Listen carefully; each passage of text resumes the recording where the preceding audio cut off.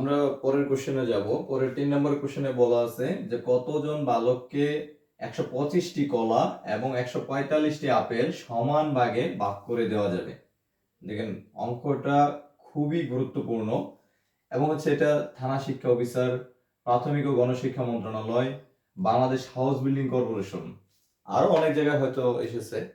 তাহলে এই সংখ্যার অঙ্কের সমাধানটা যদি আমরা দেখতে চাই তাহলে বলা আছে কি দেখেন যে কতজন বালককে একটা নির্দিষ্ট পরিমাণ বালকের ভিতরে 125টি এবং 145টি কোনো অবশিষ্ট থাকা যাবে না।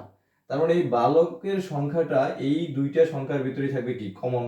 যেহেতু দুইটা সংখ্যার ভিতরে কমন, শুধু কমন, তার মানে হচ্ছে কি এটা গসাগু। আমাদের যদি 125 এবং 145-এর গসাগু নির্ণয় করতে পারি, আমরা যদি 125 এবং 145-এর গসাগু নির্ণয় করতে পারি তাহলে এই অঙ্কের সমাধান আমরা পেয়ে যাব। তাহলে চলেন আমরা 125 এবং 145-এর গসাগু নির্ণয় করি। তাহলে 125 145-এর মাঝে যায় একবার, অবশিষ্ট থাকে 20।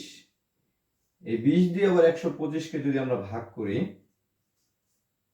তাহলে 6 20-এ 120, অবশিষ্ট থাকে কত 5। এই 5 দিয়ে আবার 20-কে যদি আমরা ভাগ করি তাহলে 4 5-এ 20। তার মানে এখন আমাদের আর অবশিষ্ট নাই। যেহেতু অবশিষ্ট নাই, এখানে এই যে 5, এই 5ই হচ্ছে কি আমাদের গসাগু। তাহলে এই 125টি কলা এবং 145টি আপেল 5 জন বালকের ভিতরে সমান ভাগে ভাগ করে দেওয়া যাবে, কোনো কি থাকবে না, অবশিষ্ট থাকবে না।